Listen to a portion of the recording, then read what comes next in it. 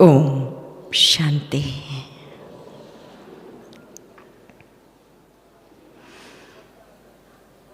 बाबा बेहद कमाली है और हम बाबा की बगिया के बहुत सुंदर पुष्प हैं।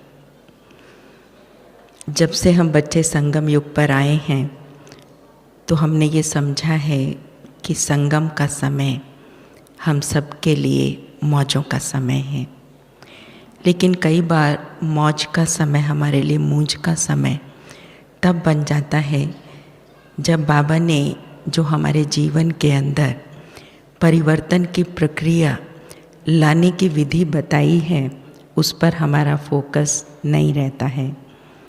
हम सभी मधुबन में आते हैं, हम सभी ये जानते हैं कि मधुबन भूमि महान परिवर्तन भूमि है, और जब हम अपने अपने स्थान से निकलते हैं तो एक यही संकल्प लेकर के निकलते हैं कि मुझे वहाँ से कोई ना कोई विशेष परिवर्तन अपने जीवन में लाना ही है। और वैसे भी हम सभी ऐसे समय पर आए हैं जब एक समय का भी परिवर्तन है। समय का परिवर्तन माना साल का परिवर्तन। तो ये भी हमें प्रेरणा देता है कि हमें कोई ना कोई परिवर्तन अपने में लेने का दृढ़ संकल्प अवश्य लेना है। मधुबन तो मानो जैसे कि एक फैक्ट्री है जहाँ पर हमेशा परिवर्तन के लिए निरंतर कार्य होता रहता है। जिससे भी मिलो, जब भी मिलो तो देखने में आता है हर एक के कार्य व्यवहार में, हर एक के बोल में कोई ना कोई परिवर्तन आ रहा है। जैसे हम लोग देखते हैं कि मधुबन में फिज़िकली अगर कोई परिवर्तन है तो उस परिवर्तन को देखकर बहुत अच्छा लगता है।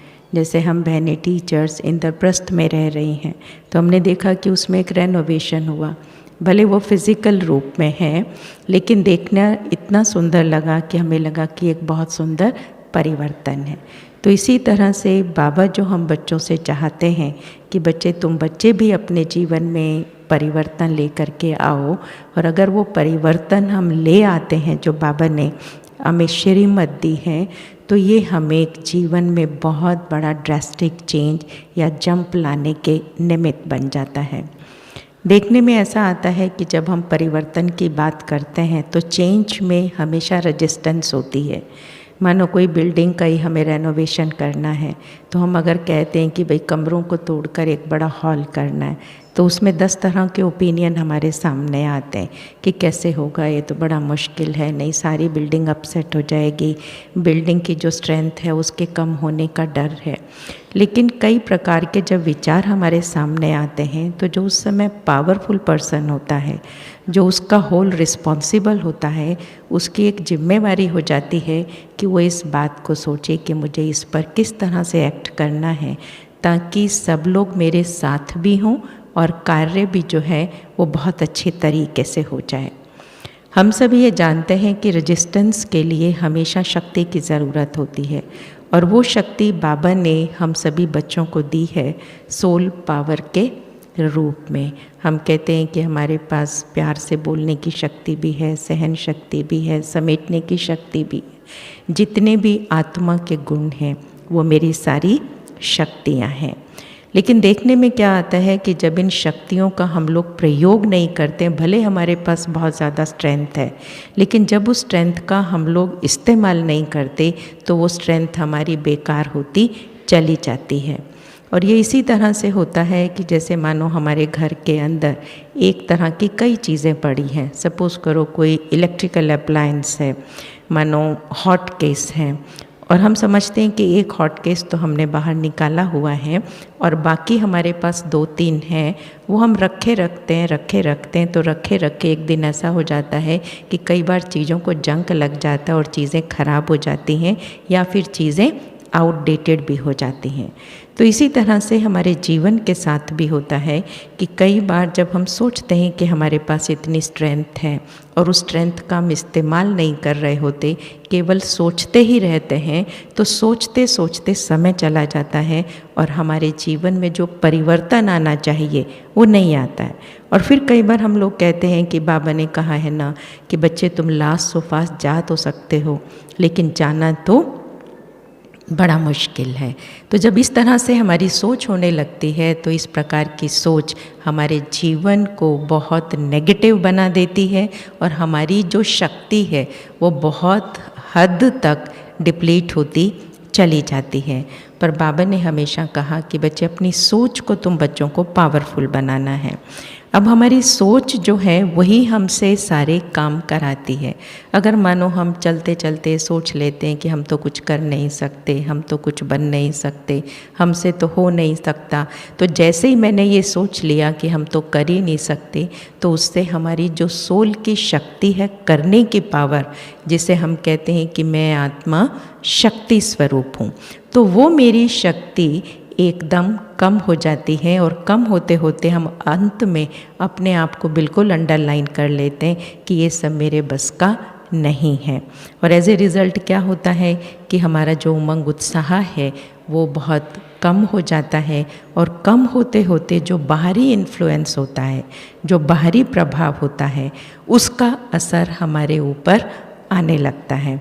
जैसे हम देखते हैं कि बाबा के बहुत से बच्चे शुरू में चलते हैं ज्ञान के अंदर, बहुत उमंग उत्साह होता है, बहुत उमंग उत्साह से सेवा भी करते हैं, लेकिन कुछ समय के पश्चात चलते चलते उनके अंदर इतनी कमजोरी आ जाती है कि कमजोरी आते आते वो अंत में ये महसूस करने लगते हैं कि अब हम यहाँ पर ठहर नहीं सकते, और एक दिन ऐसा आ जाता है कि बाबा का हाथ छोड़कर चले जाते हैं। अब ये बातें जब हम दूसरे सुनते हैं कि वो फलां बाबा का हाथ छोड़ के चला गया, तो हम लोग क्या करते हैं, उस बात का वातावरण दूसरों के अंदर फैलाना शुरू कर देते हैं। चाहे वो उसके लिए हम व्हाट्सएप करें, चाहे हम फ़ोन पर बात करें, या हम किसी से फुसफुसा के कोई बात करें। अब ये जब बातें हम करना शुरू कर देते हैं तो जाने वाला जो है वो तो चला गया, लेकिन मैंने भी क्या किया, अपने अंदर में और साथ में जो अपने साथी हैं उनको इतनी नेगेटिव बातें सुना दी कि उनके मन के अंदर भी मैंने नेगेटिव वाइब्रेशन क्रिएट कर दिया। अब जब मैंने नेगेटिव वाइब्रेशन क्रिएट कर दिया तो चारों तरफ वातावरण के अंदर हम कई बार कहते हैं कि हम तो कोई पाप नहीं करते, हमारा तो दिन सारा बहुत अच्छा रहता है। सुबह भी हमने बाबा को याद किया था, बाबा की मुरली भी हमने सुनी थी, लेकिन उसके बाद हमने जब प्रैक्टिकल में किया तो हमने क्या किया, ये मोस्ट इम्पॉर्टेंट है चेक करना कि प्रैक्टिकली में हम क्या करते हैं और हम लोग सोचते क्या हैं।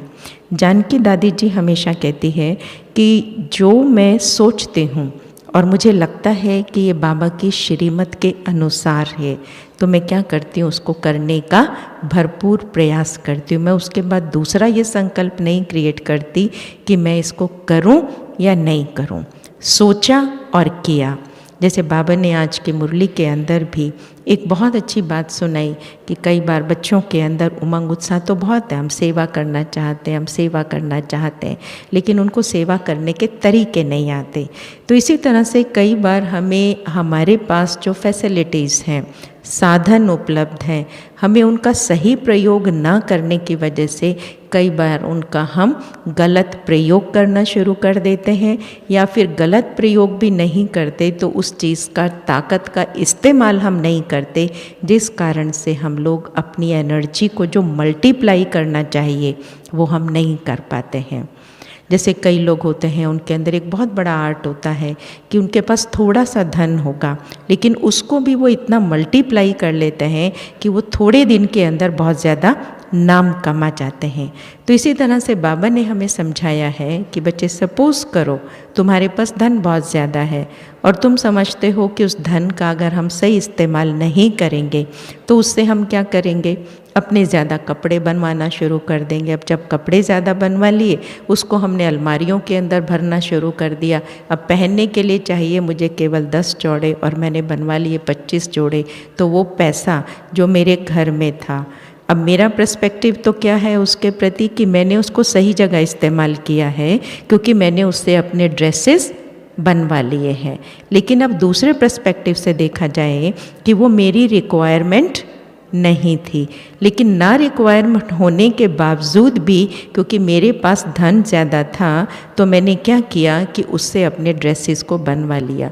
तो वो मेरा धन भी किस खाते में चला जाएगा, किस खाते में चला जाएगा, नेगेटिव में चला जाएगा। क्योंकि बाबा ने कहा है कि बच्चे संगम पर तुम्हारा धन बहुत कीमती धन है। अगर उस धन को, जिसकी मुझे आवश्यकता नहीं थी, उस धन को मैंने ईश्वरीय कार्य में लगा दिया तो वही धन मेरा मल्टीप्लाई होकर मुझे सुख देने के निमित्त बन जाएगा। हो सकता है कोई मेरे पिछले ऐसे पाप हों जो उन पापों को भी वो ख़त्म करने के निमित्त बन जाए। हम बोझिल महसूस कर रहे हों और अंदर में हमें ऐसा महसूस हो कि हाँ, इस पुण्य के बाद मेरा जो मन है वो बहुत हल्का हो गया है। इसी तरह से कईयों को शौक़ होता है 2-2 3-3 मोबाइल रख लेने का, 10-10 जोड़ी जूते रख लेने का। कोई भी चीज़ हो सकती है जिसको हम एक्यूमुलेट करके रखते हैं।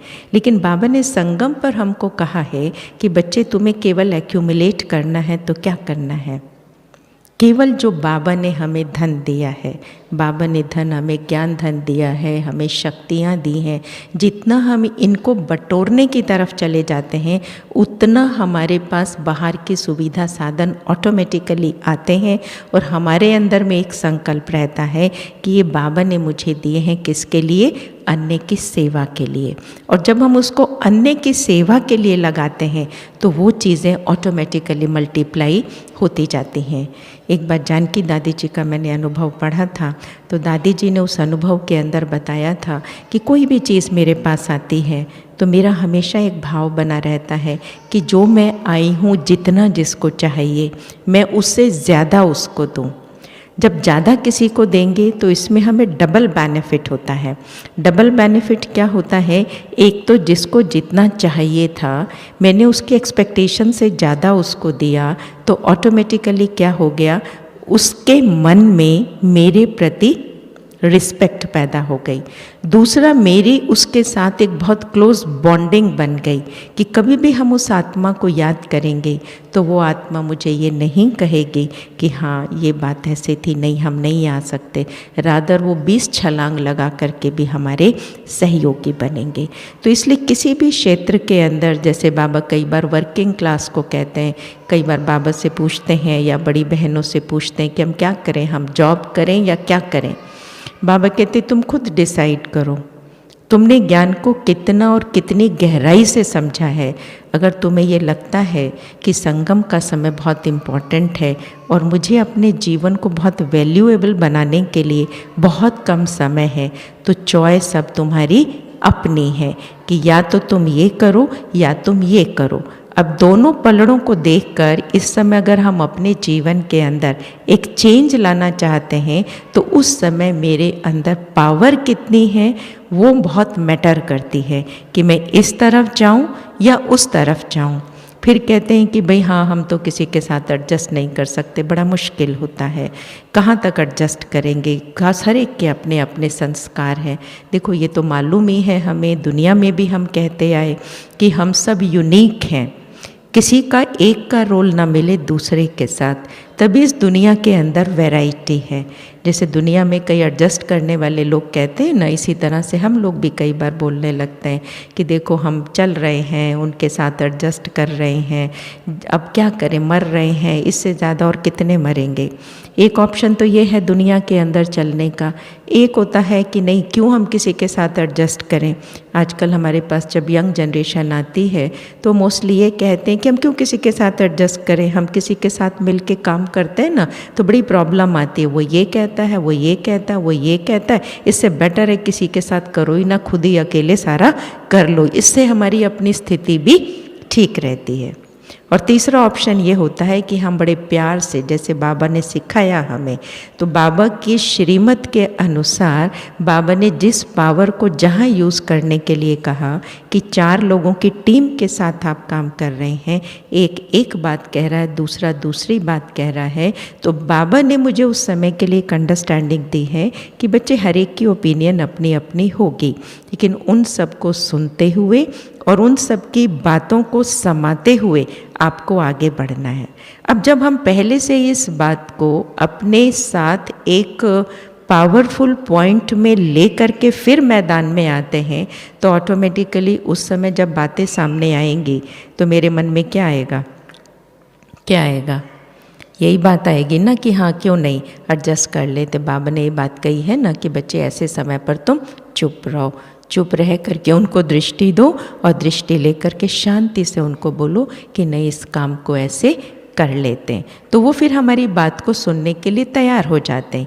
कई बार क्या होता है कि जब हम टीम में आते हैं तो हमें बड़ी रिजेंटमेंट होती है जब कोई हमारी बात को नहीं मानता है, तो हम भी उसके विरुद्ध हो जाते हैं कि देखो ये हमारी बात को सुनता नहीं है। पर बाबा ने कहा हमेशा जब किसी के विचारों का फोर्स होता है तो उस फोर्स के समय हमें अपनी बात को देने से पहले क्या करना पड़ेगा, उस आत्मा को रिगार्ड तो देना पड़ेगा ना जी, ठीक। उससे क्या होगा, उसकी बात का फोर्स कम हो जाएगा। जब उसकी बात का फोर्स कम हो गया उस समय मैंने अपनी बात उसको दी कि देखो हम ऐसा समझते हैं कि इस काम को ऐसा कर लेते हैं, तो बिगड़ी बातें भी ठीक हो जाती हैं। तो ये जो पावर टू एडजस्ट बाबा ने हमें सिखाई है ये एक परिवर्तन में बहुत मदद करती है। और इसमें केवल हम अपना ही परिवर्तन नहीं कर पाते, यू सी, केवल इसमें हमारा ही बेनिफिट नहीं हो रहा होता कि मेरी अपनी पावर टू एडजस्ट बढ़ रही है, समाने की शक्ति बढ़ रही है, लेकिन साथ साथ हम दूसरों को साथ लेकर के चल रहे हैं। ये एक मेरी बहुत बड़ी ताकत बन जाती है। देखो बाबा ने क्या नहीं किया, बाबा की अगर हम हिस्ट्री को पढ़ते हैं और बड़ों से इन बातों को सुनते हैं तो ये मालूम चलता है कि बाबा ने हर प्रकार के बच्चे को, चाहे वो छोटा बच्चा था, चाहे वो बड़ा बच्चा था, गरीब परिवार का था या अमीर परिवार का था, एजुकेटेड था या अनएजुकेटेड था, कोई जाति वाला था ऊंची या कोई नीची जाति वाला था, बाबा हर एक के प्रति एक ही अभ्यास किया करते थे। बाबा को ये धुन लग गई थी कि ये भी आत्मा है। जब बाबा के सामने कोई हिंदू आता तो देखो हमारी बुद्धि में पहले क्या आता है, अच्छा ये हिंदू है, ये मेरे गांव का है, ये मेरे क्लासमेट है, ये बातें आती है ना बुद्धि में। और दूसरा नहीं होता है तो हमारा ज़्यादा अटेंशन किसकी तरफ चला जाता है, जो दो साथी आए और उसमें एक मेरा क्लासमेट निकला जो मेरे साथ कॉलेज में पढ़ता था, तो हमारा ज़्यादा अटेंशन उस तरफ हो जाता है और दूसरे को हम हल्का सा नेगलेक्ट कर देते हैं। तो जैसे ही हमने उसको हल्का सा नेगलेक्ट किया तो दूसरे के मन में मैंने क्या क्रिएट कर दिया, अपने अंदर एक नेगेटिव वाइब्रेशन क्रिएट कर दिया। तो सॉरी, उनके मन में अपने लिए एक नेगेटिव वाइब्रेशन क्रिएट कर दिया। तो जैसे ही उसके मन में एक नेगेटिव वाइब्रेशन क्रिएट हुआ तो उसके साथ हो सकता है कि मुझे बॉन्डिंग बनाने में कई साल लगे हों, लेकिन बॉन्डिंग को बिगाड़ने में कई बार बहुत कम समय लगता है। तो इसलिए बाबा ने कहा कि बच्चे कभी भी ब्राह्मण परिवार के अंदर किसी के साथ अपनी बॉन्डिंग को खराब नहीं करो। अब हम लोग कहते हैं कि आज की दुनिया के अंदर लोग आपस में एडजस्ट नहीं कर पाते, तो ये भी तो एक ऑप्शन है ना, तो अच्छा है, ठीक है, अपना अलग से रहो, खाओ पियो। इसीलिए आजकल के कुमार और कुमारी सरेंडर होना नहीं पसंद करते। उनके मन में आता है क्यों हमारा अपना एग्जिस्टेंस होना चाहिए। बाबा ने क्या हमें अपना एग्जिस्टेंस नहीं दिया है? बाबा ने सबसे ऊंचा एग्जिस्टेंस दिया है। बाबा ने कहा फिजिकल एग्जिस्टेंस तुम्हारा एग्जिस्टेंस नहीं है। कई बार हम ये सोच लेते हैं हम तो पढ़े लिखे हैं, हम तो अच्छे परिवार वाले हैं, तो मेरा एग्जिस्टेंस उसी हिसाब से होना चाहिए। ज़रूर अगर हमारे मन में कोई बात आती है तो हमें बाबा के सामने ज़रूर रखनी चाहिए कि बाबा मेरे मन में ये आता है कि मेरे को जो सेवा मिले वो मेरे कैलिबर के हिसाब की हो तो हम ज़्यादा इंजॉय कर सकेंगे। लेकिन आप देखना, लेकिन ये नहीं कि हम तो किसी के साथ एडजस्ट नहीं कर सकते तो इसलिए हम रहना ही उनके साथ पसंद नहीं करते। तो अब जब ये ऑप्शन को हम लोग अडॉप्ट कर लेते हैं बी के फैमिली में भी कि भाई हम इनके साथ काम नहीं कर सकते, हम इनके साथ नहीं रह सकते, तो क्या हो जाता है कि मेरी अपनी जो सोल पावर है वो डिप्लीट होना शुरू हो जाती है। और इतनी डिप्लीट हो जाती है कि कई बार फिर हम बड़ों की नज़र से भी नीचे उतर जाते हैं। मैंने अपने जीवन में देखा कि कितने भी चैलेंजेस सामने आ जाए, कैसी भी चुनौतियां सामने आ जाए, लेकिन कभी भी मेरे मन के अंदर ये संकल्प नहीं आया कि मैं किसी के साथ एडजस्ट नहीं कर सकती हूँ। चाहे कैसा भी कोई व्यक्ति हो, चाहे कोई कैसी भी परिस्थिति हो, जहाँ हम भीतर से ये एक ओपनिंग मन के अंदर रखते हैं कि yes nothing impossible in this world. बाबा हमें मिला है, उसने हमें कह दिया कि हर चीज़ आसान है, मैं तुम्हारे साथ हूँ। उस समय बाबा का वो सीन ले आओ कि बच्चे तू चिंता मत कर, मैं तुम्हारे लिए बैठा हूँ। तो जैसे ही बाबा को सामने ले आए, बाबा ने जो मुझे अंडरस्टैंडिंग दी है, जो मुझे समझ दी है, तो मैंने उससे क्या अपने आप को किया, अपनी पावर जो मेरी लीकेज हो रही थी उसको मैंने पहले तो ये सोच करके कि बाबा मेरे साथ हैं। बाबा ने बोला है बच्चे तू चिंता मत कर, मैं तुझे देखने के लिए बैठा हूँ। तो इससे मेरी अपनी सोल पावर प्रिजर्व होना शुरू हो जाती है।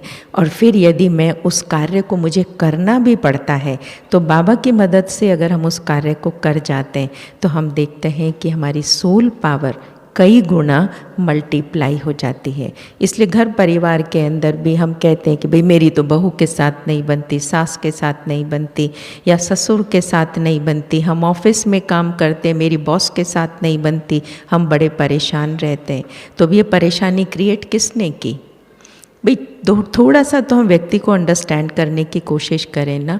हर एक आत्मा यूनिक होती है। हमने इस बात को क्यों नहीं समझा? जब बाबा ने मुझे ये अंडरस्टैंडिंग दी है जो मेरे परिवर्तन को सिंप्लीफाई कर देती है, तो हम लोग क्या करते हैं, जो बाबा ने हमें सॉल्यूशन दिया है, जो बाबा ने हमें कैटलिस्ट दिया, उत्प्रेरक दिया है कि बच्चे हर आत्मा यूनिक है, हर आत्मा का अपना अपना रोल है। हम किसी के साथ जब एडजस्ट करते हैं तो उससे मुझे अपनी ताकत को एसेस करने का एक बहुत सुंदर मौका मिलता है। तो जब इन बातों पे हम लोग ध्यान नहीं देते तो ऑटोमेटिकली हमारी बुद्धि किस तरफ चली जाती है कि नहीं हम क्यों एडजस्ट करें। तो जब हम एडजस्ट नहीं करते हैं तो फिर बाद में परिवारों के अंदर क्या बातें सुनने को मिलती हैं कि देखो ये तो एडजस्ट नहीं कर पाते हैं बिल्कुल भी, और बी के इसकी बदनामी होने लगती है कि समझते हैं कि ज्ञान में तो चलते हैं लेकिन इनके अंदर व्यवहार में तो कोई परिवर्तन है नहीं। जैसे भक्ति में भी ज्ञान सुनते थे और अभी यहाँ भी ज्ञान सुनते हैं, तो भक्ति के अंदर वही बातें सुनते थे, अभी यहाँ भी हम बातें अच्छी ज़रूर सुनते हैं लेकिन परिवर्तन जैसे हम भक्ति मार्ग में नहीं कर पाए ऐसे हम अपने में भी परिवर्तन नहीं कर पाते। तो बाबा ने कहा है कि बच्चे परिवर्तन लाने के लिए सबको एक्सेप्ट करते चलो। कैसे एक्सेप्ट करेंगे? सब मेरे हैं, सब मेरे हैं। बाबा ने क्या कहा कि सब मेरे हैं। बड़ों ने क्या किया? सब हमारे हैं। तभी तो वो हम सबको एक्सेप्ट कर पाए ना, क्योंकि जब हम ये सोच लेते हैं कि सब हमारे हैं तो उससे हमारे जो भीतर की शक्ति है, हमारा जो दिल है वो विशाल दिल बन जाता है। और विशाल दिल हर चीज़ को समा जाता है, वो सागर के समान हो जाता है। जैसे बाबा सागर है, दुनिया में सागर होता है, वो हर चीज़ को समा लेता है, समा करके किचड़ा एक तरफ कर देता है और बाकी जो रतन होते हैं वो नीचे ले जाता है। तो इसी तरह से जब हम बाबा के बच्चे एडजस्ट करना शुरू कर देते हैं, एक्सेप्ट करना शुरू कर देते हैं, तो मेरी भीतर की ताकत बढ़ जाती है। मानो मुझे घर में कोई अच्छा नहीं लगता, बहू मेरे साथ मिल कर के नहीं चलती, सास मेरे साथ मिल कर के नहीं चलती, तो अब हम यही कहते रहे मेरी तो बहू है ना ऐसे है, वो तो उठती 9 बजे सो करके, बस उसे तो फिर जाना होता है, फिर वो तैयार होने में लग जाती है और निकल के क्या करती फिर ऑफिस चल देती है। अब इसी तरह से सास के लिए बहू कह रही है कि मेरी सास को तो कोई काम नहीं, जब से मैं घर में आई हूँ उसने मुझे समझ लिया है कि अब तो बहू घर में आ गई है, वही सब कुछ करेगी। अब वो अपनी माँ को सुना रही है, माँ फिर उसको और 4 लोगों को सुना रही कि मैंने कैसे घर में अपनी बेटी को दे दिया जहाँ मेरी बेटी को ठीक तरह से रखा नहीं जाता। सास कह रही है कि कैसी बहू आ गई घर में, मैं तो सोच रही थी आएगी तो घर में काम करेगी और मुझे सुख देगी, और मुझे सुख तो मिला नहीं। अब यहाँ पे हम ज्ञान की पॉइंट को अप्लाई करें। प्रॉब्लम है, वी अंडरस्टैंड इट, प्रॉब्लम है। जैसे मानो हम यहाँ इस हॉल से बाहर निकलते हैं, हम समझते हैं चारों तरफ मिट्टी पड़ी है और पानी है क्योंकि खुदाई हो रही है, सपोज करो हम नहीं निकल सकते। अब ये तो नहीं हम कहते रहे खुदाई हो रही है, मिट्टी है, पानी है, हम तो यहाँ से नहीं निकल सकते, लेकिन हम क्या करेंगे? We will think of this solution कि क्या हम सॉल्यूशन कर सकते हैं जो मिट्टी और पानी के उससे निकल जाए। एक बार की बात मुझे याद आती, मैं डायमंड हॉल के बाहर से क्रॉस कर रही थी और बाप दादा आए हुए थे, अव्यक्त बाप दादा। तो यहाँ पर आप सबको मालूम है ना कि पहले डायमंड के लेफ्ट से मेरे राइट साइड में बाथरूम्स होते थे, टॉयलेट्स। तो सब भाई बहन यहाँ पर जाते थे और बड़ी स्मेल आ रही थी बाहर। तो मुझे लगा, मैंने कहा यहाँ पर बाप दादा आए हुए हैं और यहाँ इतनी स्मेल आ रही है तो ठीक नहीं। तो बोल तो सब रहे थे, बड़ी स्मेल आ रही है, बड़ी स्मेल आ रही है, देखो ना लोग कहाँ पेशाब करके चले जाते हैं। अब आप देखिए, अगर उनको आया है तो अब कंट्रोल तो नहीं है, उसके ऊपर जाएंगे तो सही बेचारे, अब क्या करेंगे। लेकिन अब इसका सोल्यूशन क्या है? बोलना इज़ नॉट द सोल्यूशन। बोलना सोल्यूशन है क्या? हम लोग क्या करते, सारे बोलते ही रहते हैं। अब बोलना is not the solution. The solution is जो राइट पर्सन है, जो यहाँ की कारोबार को देखता, उसको फ़ोन करो। अब कहेंगे जी फ़ोन तो हमारे पास होता नहीं, हमें क्या पता कौन कारोबार को देखता। Okay, think of the second option. क्या ऑप्शन सोचेंगे कि यहाँ पर इंटरकॉम के पास लिस्ट लगी होती है। अगर लिस्ट भी मानो आपको नहीं मिलती है तो कोई तो हमें दिखाई पड़ेगा ना, जो मधुबन का होता है। अब मधुबन का जो दिखाई पड़ेगा तो उसको उठा के आप फ़ोन करेंगे या उसको कहेंगे कि भाई देखो ये बात है, यहाँ पर इस तरह से बदबू आ रही है, तो आप इस चीज़ को ठीक करा दो। तो मैंने उसी तरह से उठा करके कंसर्न पर्सन को फ़ोन किया और उसने 4 स्वीपर भेज दिए और एकदम काम हो गया। तो करने से होता है। हम कहते रहे हमारे कमरे के अंदर पानी नहीं आ रहा, पानी नहीं आ रहा, घड़ी हमारी जो है वो ख़राब पड़ी है, ख़राब पड़ी है। हम 4 लोगों को सुना देंगे कि घड़ी ख़राब पड़ी थी इसलिए हमें टाइम नहीं पता लगा, हमें सुना नहीं आज का रिकॉर्ड सवेरे का, इसलिए हम सवेरे नहीं उठ पाए। ये कह करके हम क्या कर रहे हैं, क्या कर रहे हैं? अपने आप को जस्टिफाई कर रहे हैं कि मेरा तो सवेरे लेट उठना जायज़ था। क्यों? क्योंकि मेरी घड़ी भी ख़राब थी और मेरा कमरा बंद था, तो मेरे घर के बाहर, मेरे कमरे के बाहर जो सिस्टम लगा हुआ था उसकी आवाज़ मुझे नहीं सुनाई पड़ी। लेकिन लीडर कभी भी ऐसे नहीं करते, वो हर कार्य को, क्योंकि हम बाबा के बच्चे लीडर्स हैं ना, बाबा ने हमें क्या बोला, तुम क्या बनने वाले हो? वर्ल्ड लीडर बनने वाले हो। देवी देवता, देवी देवता, देवी देवताओं से ऊंचा इस दुनिया के अंदर कोई होता नहीं है। तो बाबा ने कहा जब तुम ये बनने वाले हो तो जो कभी लीडर होते हैं वो छोटे छोटे काम को भी, they don't do different things, अलग काम कुछ नहीं करते वो, लेकिन छोटे से काम को भी वो अलग तरीके से करते हैं। अब अलग तरीका इसके अंदर क्या हुआ कि कोई प्रॉब्लम मेरे सामने है तो उस प्रॉब्लम को 50 लोगों के बीच में फैलाने की बजाय, जैसे सास बहू की फैला रही है, बहू सास की फैला रही है, बॉस सबॉर्डिनेट की फैला रहा है कि ये मेरा सबॉर्डिनेट तो रोज़ लेट आता है, और दूसरा जो सबॉर्डिनेट है कि बॉस तो मेरी सुनता नहीं है। तो ये करके हम अपने आसपास का, चारों तरफ का जो वातावरण है वो नेगेटिव बना रहे हैं। क्योंकि बाबा ने हमेशा कहा है कि संकल्प से सृष्टि बनती है। क्या बनता है? संकल्प से सृष्टि बनती है। अब हम कहते हैं सतयुग होगा, सतयुग होगा, तो सतयुग पहले कहाँ होना चाहिए? कहाँ होना चाहिए? लॉ एंड ऑर्डर पहले कहाँ होना चाहिए? वो मेरे अंदर होना चाहिए ना। तो मेरे अंदर होना माना क्या? मेरे अंदर होना माना कि जो मेरी सोच है, मेरी सोच के अंदर एक ऐसा अलौकिक, दिव्य और रूहानी परिवर्तन जो बाबा मुझसे चाहता है, जो बाबा ने अव्यक्त मुरली और साकार मुरली के द्वारा मुझे समझ दी है, वो परिवर्तन मेरे अंदर में दिखाई पड़े। और वो परिवर्तन जब हमारे अंदर में आ जाता है तो इसके लिए हमें किसी की एड की ज़रूरत नहीं है। इसके लिए सिर्फ बाबा की मुरली और मेरा व्यक्तिगत पुरुषार्थ। तो जैसे बाबा ने लिख लिख करके प्रैक्टिस की, अब मेरा मन कहेगा कि नहीं, जब वो काम नहीं करती ना तो फिर बोलना तो पड़ेगा ही। तो मन को समझाओ, ठीक है मैं समझती हूँ या समझता हूँ कि बोलना तो पड़ेगा, लेकिन अब this is not the solution, do you agree with मी?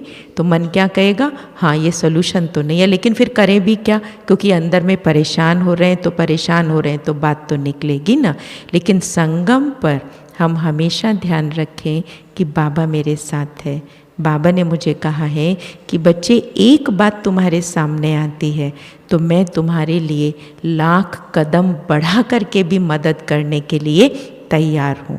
और बाबा एडवर्स सर्कमस्टांसेस को भी क्या कर देता है, ठीक कर देता है। कैसे कर देता है वो हमें तभी मालूम पड़ता है जब हमारे सामने वो चेंज आ जाता है। इवन हमने यहाँ तक देखा है कि कई बार बड़ों के साथ भी कोई ऐसी बात होती है जो हम समझते हैं कि बड़े अपनी बात को भी आगे रखना चाहते, थोड़ा सा झुक जाओ, आप ठीक कहते हैं, तो बड़े ऑटोमेटिकली, क्योंकि कई बार हम बड़ों के ऊपर से होने की कोशिश करते हैं, लेकिन हमेशा ध्यान रखें कि हमेशा हमें regard to the role and respect to the soul बहुत इम्पॉर्टेंट है। जब हम किसी सोल के रिस्पेक्ट को छीनने लगते हैं, हर एक आत्मा के अंदर, हर एक के अंदर स्वाभिमान होता है। अभी हम लोगों की एक टीचर्स क्लास चली थी तो उसमें एक बहुत सुंदर बात निकली थी कि बाबा के सामने अगर चिड़िया भी आती थी ना तो बाबा कहता था बच्ची को भोग खिलाओ। हमारे सामने चिड़िया आएगी तो क्या कहेंगे, हम खाना खा रहे हो तो इसको परे भगा दो, कहीं ऐसा ना हो कि मेरे खाने में कुछ डाल जाए। परिवर्तन है ना। सांप आता था तो बाबा कहते थे बच्चा आया इसको दूध पिलाओ। सीध दृष्टिकोण, बाबा का जो दृष्टिकोण था वो कितना पावरफुल था। अब ये दृष्टिकोण पावरफुल कोई ब्रह्मा बाबा का लास्ट जो बाबा का बर्थ रहा तो उसके अंदर ही पावरफुल तो नहीं होगा, बाबा ने भी कोई इसके लिए एफर्ट तो किया होगा। और उस समय एफर्ट करते समय ऐसा तो नहीं कि बाबा के सामने कोई कारोबार नहीं थी, हर प्रकार की कारोबार थी। दादियों के सामने भी हर प्रकार की कारोबार होती है। हम लोग मुरली सुनते हैं तो हम लोग क्या करते हैं, मुरली सुनने के बाद हाँ मुरली सुन ली, हमारा टाइम ओवर हो गया। लेकिन दादियाँ क्या कहती हैं कि जब तक नाश्ता करने से पहले एक बार हम मुरली को रिवाइज नहीं कर लेते तब तक हम नाश्ता नहीं करते। कितनी भी चाहे कारोबार हो जाए हम अपनी पर्सनल उन्नति को कभी भी नहीं छोड़ते। यहाँ हम आते हैं अपने भाई बहनों के पीछे मुफ्त में अपनी समय और शक्ति को खराब कर देते। हम कहते नहीं बहन भाइयों को देखना है, अरे वो भाई बहन अपने आप देखे जाएंगे। जिस समय मेरे पास टाइम है मैंने उनका शेड्यूल डिज़ाइन कर दिया, उनको बता दिया। और उस टाइम में जब मेरी अपनी पर्सनल प्रोग्रेस का टाइम है, अगर उस समय कोई बात आ भी रही है, उस समय अगर कोई बात आ भी रही है तो हम क्या करें, बाबा को बता दें, बाबा ये बात है। जैसे आज मैं एक छोटी सी बात सुनाती हूँ कि जब मैं बाथरूम में गई तो मुझे था कि आज पार्टी में बहुत लोग आने वाले हैं, 40-50, तो एक थॉट ही आया। अब एक थॉट के पीछे क्या आता है, थॉट्स की श्रृंखला आती है। आने वाले हैं, पता नहीं एकोमोडेशन ठीक हो जाएगा कि नहीं, अच्छा मैं नहीं जाऊं, थोड़ा रुक जाऊं, आज मैं उनको देख लूं, यही होता है ना। तो मैंने उसी समय अपने आप को रोका। मैंने कहा उर्मिल तुमने क्या किया है, तुमने अलॉट कर दिया ना जिसको जहाँ पर एकोमोडेशन देना है, तुमने सब समझा दिया ना किसी को, अब जो होगा वो देखा जाएगा। बाबा के ऊपर छोड़ दो ना, हर चीज़ की जिम्मेवारी तुम अपने ऊपर क्यों रखते हो। जब बाबा ने कहा है कि बच्चे तुम केवल निमित्त हो, और निमित्त का काम क्या होता है, निमित्त का काम क्या होता है, केवल उस काम को अच्छी तरह से समझा देना और बता देना, और उसके बाद जो उसके कॉन्सिक्वेंसेस होते हैं उसको फिर बाद में देख लेना। तो अब जैसे मैंने ऐसे ही किया, तो ऐसा करने से मैंने देखा कि मेरे अंदर में एक चेंज आया, एक चेंज आया। यू सी, हमारे सामने कोई बहुत बड़ी प्रॉब्लम्स नहीं आती हैं लाइफ में, फाइनेंशियल क्राइसिस आ जाए या कोई बहुत ज़्यादा डिजीज़ आ जाए, ये कभी कभी लाइफ में होता है। लेकिन डे टू डे लाइफ में जिससे हम लोग अपनी शक्ति को बहुत डिप्लीट कर लेते हैं वो हमारे ये छोटे छोटे विचार ही होते हैं। तो इसलिए जो समझदार होता है वो क्या करता है, हमेशा जैसे एक एग्जाम्पल देते हैं ना कि किसी बॉटल के अंदर सपोज़ करो आपको पत्थर भी डालने हैं, आपको पानी भी डालना है और आपको उसके अंदर दाल भी डालनी है, तो आप क्या करेंगे, क्या करेंगे। अगर पहले हमने दाल डाल दी और फिर हमने पानी भी डाल दिया तो आपका पत्थर उसमें आएगा, नहीं आएगा। यदि हमने पहले पत्थर डाल दिया फिर उसमें दाल डाली और दाल डालने के बाद पानी डाला तो क्या हो जाएगा, तीनों चीज़ें उसके अंदर आ जाएगी। तो फ़र्क किस चीज़ का हुआ, बाबा कहते हैं knowledge is piling of facts and wisdom is simplifying it. हम लोग नॉलेज को सिंप्लीफाई नहीं करते। जैसे बाबा ने कहा कि सेवा के उमंग उत्साह में रहते लेकिन तरीका नहीं निकालते। क्यों? क्योंकि हम थोड़ा सा ज़्यादा डिग नहीं करते हैं, बस ये सोचते हैं सेवा करनी है। बाबा ने आज बड़ी अच्छी बात सुनाई है। एक बार मैं ग्रुप के साथ बैठी थी तो मैंने उनसे आते ही उनको था कि दीदी हमसे पूछेगी आप कैसे हो, क्या हो। मैंने उनसे पूछा आज बाबा की मुरली में आज क्या था। तो सारे के सारे सोच में पड़ गए कि दीदी ने ये क्या पूछ लिया कि बाबा की मुरली में आज क्या था। तो फिर जैसे होता है ना, हम जनरली क्या करते हैं, फिर हम अपनी बात को देने के लिए बाबा ने कहा बच्चे बाप को ना याद करना है। तो मैंने कहा ये तो बड़ी कॉमन बात है, ये तो बाबा रोज ही कहता है हमें और ये हमें सबको पता भी है, तो फिर हमें मुरली सुनने की क्या ज़रूरत है। आपने नोट किया कि बाबा ने जो ये कहा था कि बच्चे मुझे याद करना है, तो उस मुरली की ये कवरिंग थी और कवरिंग के साथ में जो अटैचमेंट थी, क्या मैंने उसको नोट किया? उसको हम लोग नोट नहीं करते हैं। तो नोट ना करने की वजह से फिर ना हम उसको दोहराते हैं, क्योंकि कोई भी पॉइंट ये 100% राइट बात है तब तक हमारे मन में रजिस्टर नहीं होती है जब तक हम सुन करके उसको अपना बनाने की कोशिश नहीं करते हैं। इसलिए मुरली हम सुनते हैं, बड़े फोकस्ड अटेंशन से सुनते हैं, लेकिन वो लास्ट में मुरली केवल सुनने तक ही रह जाती है। इसलिए जो मुरली के बाद के 3 मिनट होते हैं उस समय हमें कम से कम 4-5 पॉइंट, कम से कम 4-5 पॉइंट मुरली के अपने अंदर में भर लेने चाहिए। जैसे हम मदर डेयरी पर या बाज़ार में जाते हैं ना, माल खरीदते हैं, तो माल खरीदने के बाद क्या करते हैं, घर आकर के हम देखते हैं हम क्या क्या लेकर के आए हैं। अब हमने अपने घर में कुछ डाला नहीं और डाल करके हमने उसको देखा नहीं, तो बार बार ना देखा ना किसी को दिखाया। किसी को कई बार दिखा भी देते हैं, तो अगर वो सब्जी मैंने नहीं बनाई और कहीं दबी रह गई तो दूसरे को पता है तो वो ये कह देगा अरे आप तो मटर भी लेके आए थे। तो अगर ना मैंने पॉइंट्स को खुद रिवाइज किया, मैंने ना उसको अपने जीवन के साथ लगाया और ना मैंने किसी और को सुनाया, तो वो माल मेरा क्या हो गया, मल्टीप्लाई नहीं हुआ। तो कहाँ तो वो मेरा 100 रुपये का माल 10,000 का बन सकता था और कहाँ वो माल मेरा 100 रुपये का क्या हो गया, 10 रुपये का हो गया। तो किस चीज़ का फ़र्क हुआ?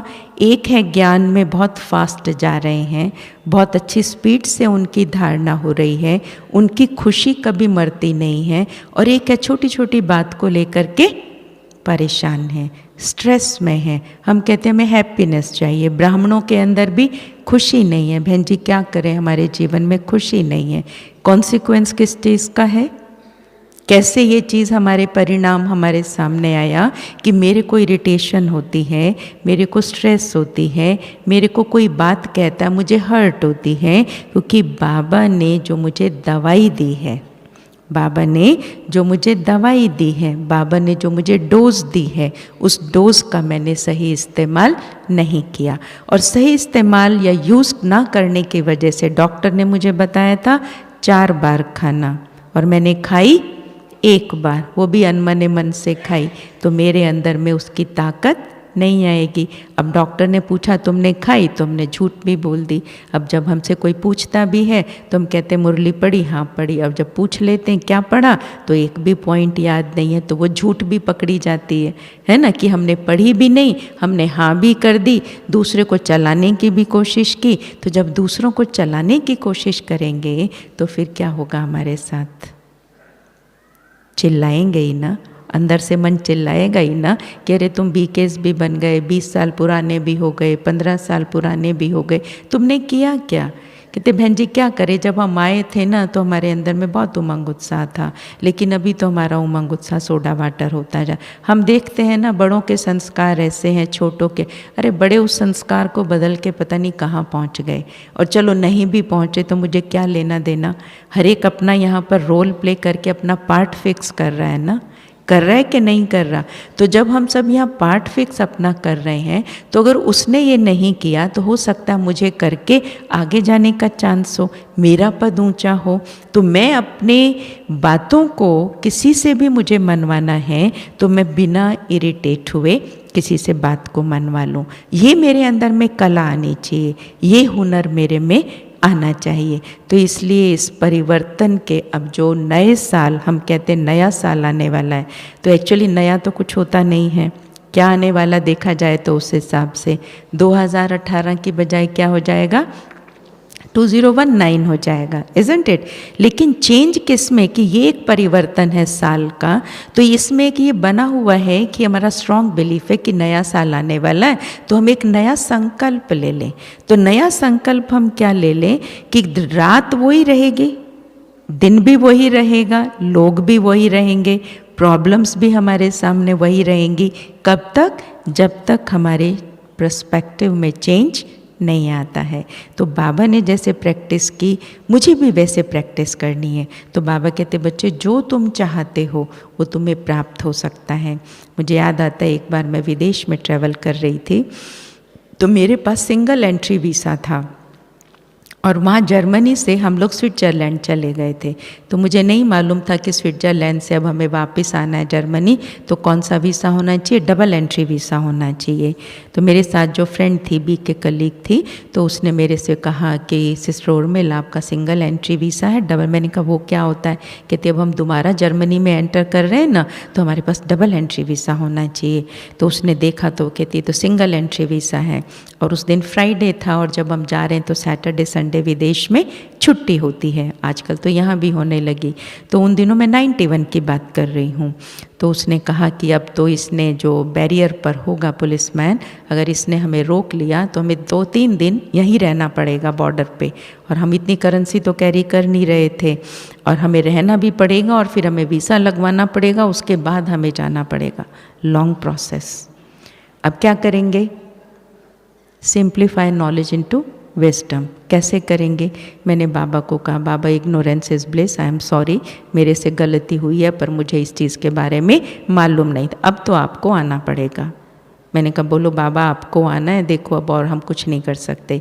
तो जर्मनी वाले जो व्हीकल्स हैं ना, उनकी लेफ़्ट हैंड ड्राइव है, तो वो लेफ़्ट हैंड पे से बैठी बहन ड्राइव कर रही थी और मैं राइट हैंड साइड पे बैठी थी। तो वो भाई जो था वो खड़ा था, तो उसने देखा, हम दोनों को देखा, तो वो जर्मन थी, मैं इंडियन थी उस हिसाब से।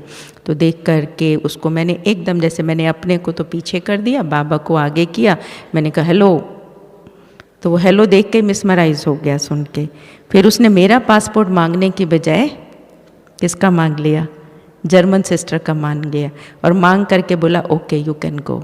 Can you think of Switzerland जैसे देश के अंदर कैसे होता है? इम्पॉसिबल भी पॉसिबल हो जाता है। इम्पॉसिबल आप कहीं सोच नहीं सकते। एक बार मैं साउथ अफ्रीका की तरफ थी, वहाँ पर मैंने देखा कि मेरा पर्स बाई चांस कहीं मिसप्लेस हो गया। अब मेरे पास नो करेंसी और मुझे 3 कंट्रीज़ ट्रैवल करना था। तो मुझे लगा मैं सिस्टर्स को तो नहीं कहूँगी, शोभा नहीं देता है कि मैं इनके देश में आई हूँ और मैं इनको कहूँ कि मेरा पर्स यहाँ पर कहीं चोरी हो गया है। तो मैंने सोचा बाबा अब आपका मेरा साथ निभाना, डिग्निटी से मुझे चलना है, मुझे किसी को कहना नहीं है। तो मैं चुपचाप, फ्लाइट का टाइम हो रहा था, निकल पड़ी, गई वहाँ पे एयरपोर्ट टैक्स की बात आई। मैंने कहा एयरपोर्ट टैक्स देना पड़ेगा। मैंने कहा I think sister told me कि वो एयरपोर्ट टैक्स मेरा पे कर चुकी है, तो you please talk to her. उसने बात की, फ़्लाइट को उसने मेरे लिए रोका कि इनका एयरपोर्ट टैक्स पे हुआ है कि नहीं, तो शी सेड कि मैं पे कर चुकी हूँ। क्लैरिफाई हुआ, याद किसकी आई? बाबा की याद आई। फिर फ़्लाइट रुकी, मैं गई। अब उसके बाद वहाँ से मुझे मपुटो जाना था। अब मपुटो गई, वहाँ पे भी अब टैक्स देने की कुछ बात आई। मैंने कहा बाबा अब देखा, तो मैंने कहा बाबा प्लीज़ आप देखना। तो फिर मैंने क्या किया, मैं अपना पासपोर्ट वगैरह निकाल रही थी, जो ब्रदर मुझे लेने आया था, सिस्टर यू विल नॉट पे, हम पे करेंगे। फिर भी मैंने अपनी डिसेंसी से कहा, मैंने कहा नहीं ब्रदर। फिर उसने कहा, तो क्या हुआ, वहाँ भी काम निकल गया। उसके बाद मुझे वहाँ से कलकत्ता आना था, कलकत्ता से मुझे दिल्ली जाना था। तो बाबा ने पूरा रास्ता कैसे क्लियर किया। तो मैं ये बताना चाहती हूँ कि जब हम बाबा को साथ लेकर के चलते हैं, अपने विचारों के अंदर पावर लेकर के आते हैं, तो बाबा जो है हमें हर प्रकार की ताकत प्रोवाइड करता है। मोस्टली हो क्या रहा है कि हम लोग अपनी एनर्जी को डिप्लीट करते जा रहे हैं, सिर्फ सॉल्यूशन पर फोकस नहीं करते, बात को कहने में कि मेरा बाथरूम ख़राब है, मेरा नल ख़राब है, मेरा कमरा ख़राब है, नहीं, हर चीज़ को सुख देते चलो। अगरबत्ती का काम होता है सुख देना, मेरा भी काम क्या है, मेरे से हमेशा वाइब्रेशंस फ्लो करते हैं और मेरे वाइब्रेशंस के अंदर अगर प्रेम की शक्ति फ्लो कर रही है, हैप्पीनेस की शक्ति फ्लो कर रही है, या मेरे में पवित्रता के वाइब्रेशंस मेरे से दूसरों को जा रहे हैं और मैं अपने को भी दे रही हूँ। मधुबन में हम सब आए, एक दूसरे को देखो, वाह बाबा वाह, कमाल है, देखो आपके कितने बच्चे आए, सबका कल्याण हो, बाबा सब भरतू हो करके जाए। ये समझ लो उस समय कि मैं निमित्त हूँ, देने के मैं निमित्त हूँ, और जब मैं देने के निमित्त समझ लूँगी तो अपने को भी धूप देते चलो और दूसरे को भी खुशबू देते चलो। यही तो बाबा हमें चाहते हैं ना। अभी कल परसों का वो भी था, स्लोगन भी था कि योग की धूप दो सबको। योग की धूप माना क्या, क्या करेंगे योग में, योग कैसे करेंगे, चलते फिरते वाइब्रेशंस देते चलें, हर एक को वाइब्रेशंस देते चलेंगे तो क्या हो जाएगा, हर चीज़ हमारे लिए एक बहुत शुभ बन जाएगी और हमारे साथ हर एक के रिलेशन अच्छे हो जाएंगे। कोई भी आत्मा ये नहीं कहेगी कि इसने मेरे साथ ऐसा किया। तो आओ अभी आज के शुभ दिन पर हम सभी मधुबन महान परिवर्तन भूमि पर आए हैं, तो जो बातें हमें अपने जीवन में परिवर्तन लानी है उनको बैठ कर के 2 मिनट के लिए आत्मसात करते हैं। सभी आराम से बैठ जाएं, अपने को बाबा के सामने सूक्ष्म वतन में देखें।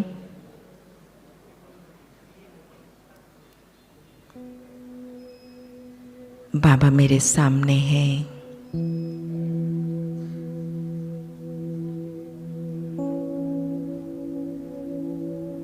भाग्य को सहराएं।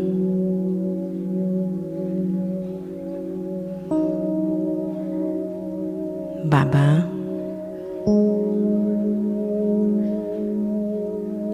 आपने मुझे अपना बना लिया,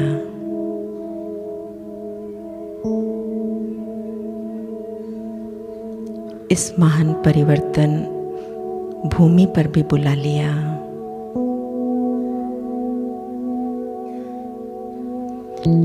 अब मुझे यहाँ से क्या लेकर जाना है,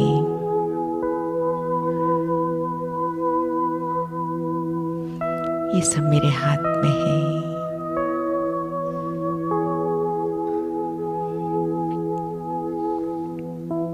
दृढ़ संकल्प करें,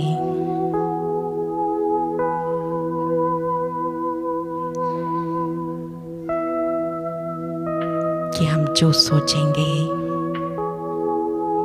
जो सही होगा,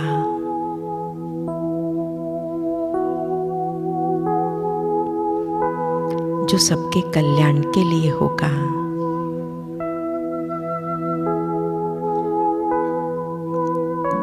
वही करेंगे।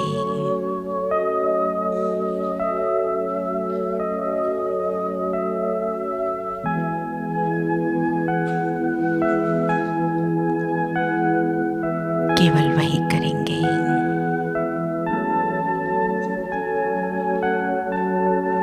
और अभी से इसका अभ्यास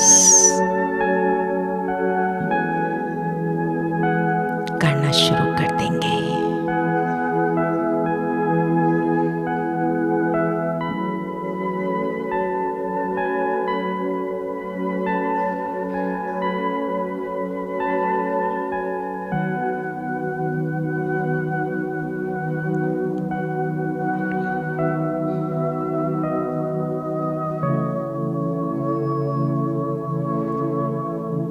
किसी का कैसा भी संस्कार है,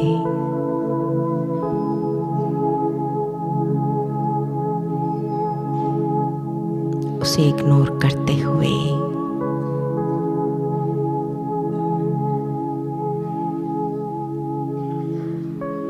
उनके प्रति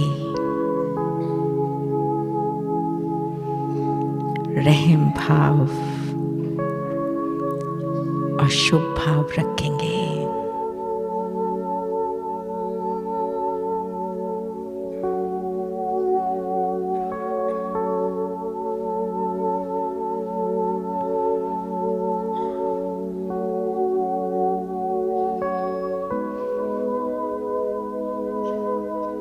इधर उधर की बातों को नहीं फैलाएंगे। जो मेरी प्रॉब्लम है, भले वो दूसरों की तरफ से भी है,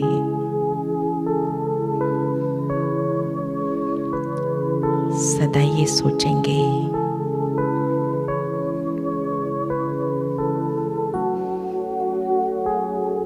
मेरा इस समस्या को सुलझाने में क्या रोल हो सकता है।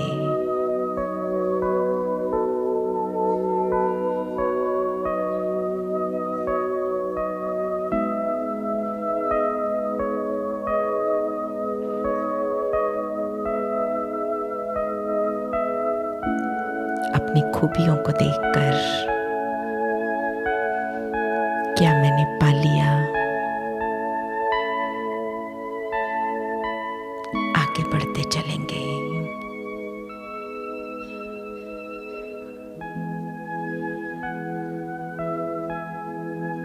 ये 4 परिवर्तन हम अभी से स्टार्ट कर देंगे।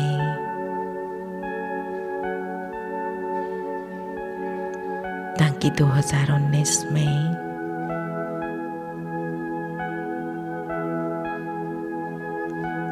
हम last so fast so first की लिस्ट में आ जाए।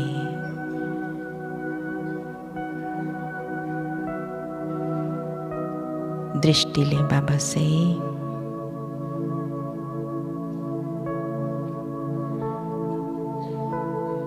अपने संकल्प सुनाए बाबा को।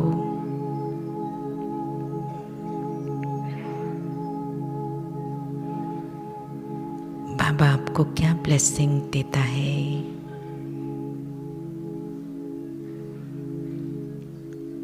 उसको लेते हुए वापस लौट आए।